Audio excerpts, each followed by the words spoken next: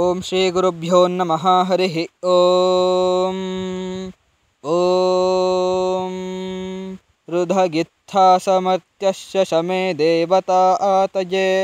यो नूनं मित्रावरुणावभिष्टय आचक्रे हव्यदा आतये वर्षिष्ठक्षत्रा उरुचक्षसा नरा राजा आनादीर्घश्रुत्तमा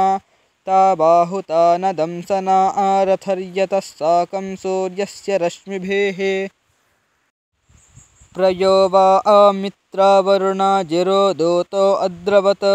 अयश्शीर्षामदे रघुः न यः सम्पृच्छे न पुनर्हवे एतवेन संवादाय रमते तस्मान्नो अद्य समृतेरुरुष्यतं बाहुभ्या आन्न उरुष्यतं प्रमित्राय प्रार्यम्णे सचथ्यमृतावसो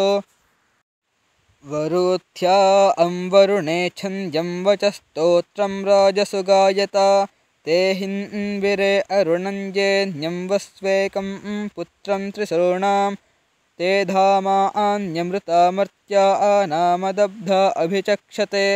आमेव चांस्युद्यता द्युमत्तमानि कर्त्वा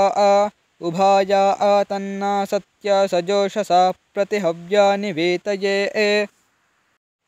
रातिं यद्वा आमरक्षसं हवा आमहे युवाभ्या आं वाजिनीवसो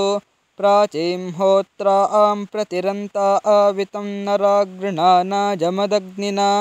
आनो ओ यज्ञं दिविस्पृशं वायो ओ याहि सुमन्मभिः अन्तः पवित्र उपरिश्रीणानो ओयं शुक्रो अयामिते वेत्यध्वर्युः पतिभिरजिष्ठैः प्रतिहव्यानि वीतये अधा आनियत्व उभयस्य नः पिब शुचिं सोमं गवा आशिरं बण्महान् असि सूर्यबला आदित्यमहान् असि महस्ते सतो महिमापनस्य तेद्धादे एव महान् असि वट्सूर्यश्रवसा महान् असि सत्रादे एव महान् असि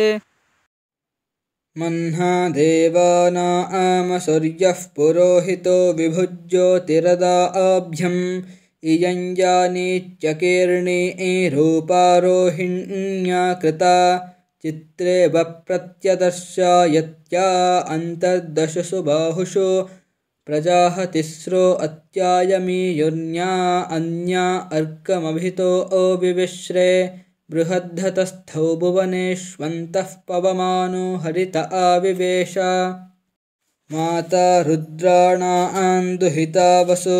नां स्वसा आदित्यानाममृतस्य नाभिः प्रणवो चञ्चकितुषे जना यमागामना आगामदितिं वधिष्ठा वचो विदं वाचमुदीरयन्तीं विश्वा आभिर्देवीरुपतिष्ठमानां देवीं देवेभ्यः पर्येयुषीं गामामा आवृक्तमर्त्यो दभ्रचे एताः ॐ शान्तिः शान्तिः शान्तिः हरिः ॐ।